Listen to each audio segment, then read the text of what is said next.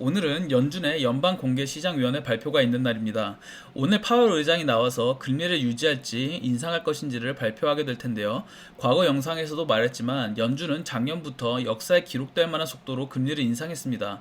그리고 이번 연초에 25포인트만 올리며 인상 속도를 줄이는 모습을 보여줬는데요. 하지만 그 이후 생각보다 좋게 나오는 경제지표에 다시 3월에 있을 연방공개시장위원회에서는 50포인트 인상을 할 것이라는 것에 무게가 실렸었습니다.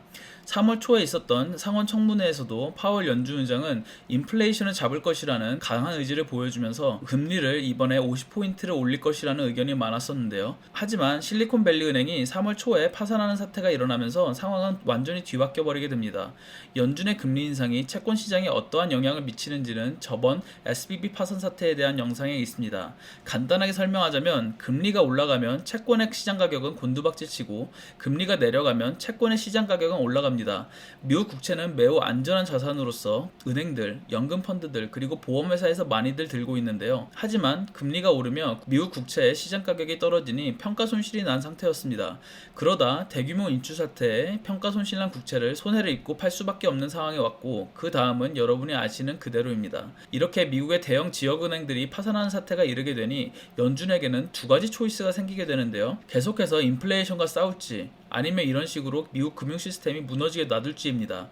최근 문제가 된 건 실리콘밸리 은행, 뉴욕의 시그네처 은행, 그리고 퍼스트 리퍼블릭인데요. 이들의 공통점은 다들 지역에 기반을 두고 있는 은행이라는 것이고 위험 분산이 많이 안 되어 있다는 게 특징입니다. 과연 미국의 수많은 지역 중소은행들은 이들과 다를까요? 제 생각에는 많은 지역은행들도 이들과 상황은 비슷할 것이라고 생각합니다. 많은 예금자들도 벌써 인출을 해서 망할래야 망할 수가 없는 이름 있는 초대형 은행에 돈을 옮겨놓았고요. 그럼 당연히 이들이 가지고 있는 평가 손실난 채권을 팔아야 되는 상황에 몰릴 수도 있다는 겁니다. 그렇다면 그 다음은 많은 은행들이 줄파산하는 사태가 올 수도 있는 것이죠.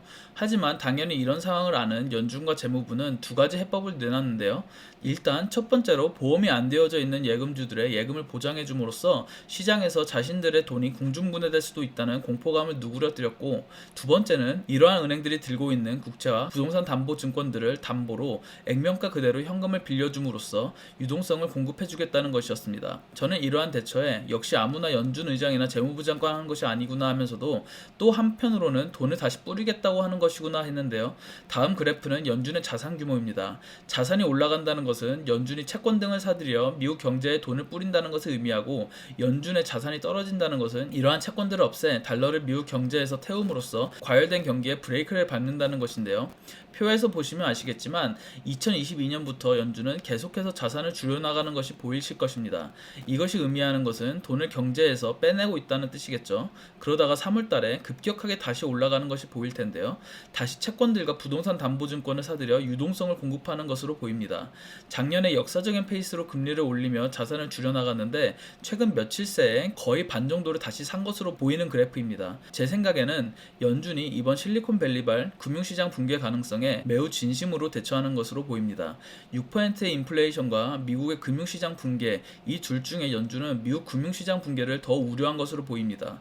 개인적인 의견으로는 연준이 50포인트 인상보다는 25포인트 인상하여 시장에는 아직 인플레이션과 싸우고 있다는 인상을 줌과 동시에 위에서 언급한 뱅크텀 펀딩 프로그램을 통해서 은행권에는 유동성을 계속 유지시킬 것이라고 봅니다.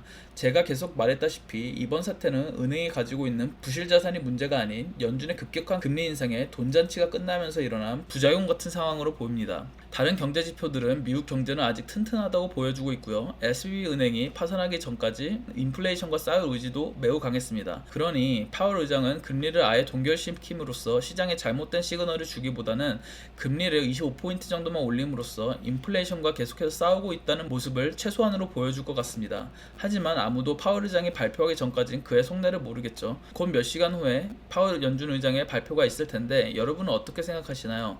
오늘 여기까지입니다. 감사합니다.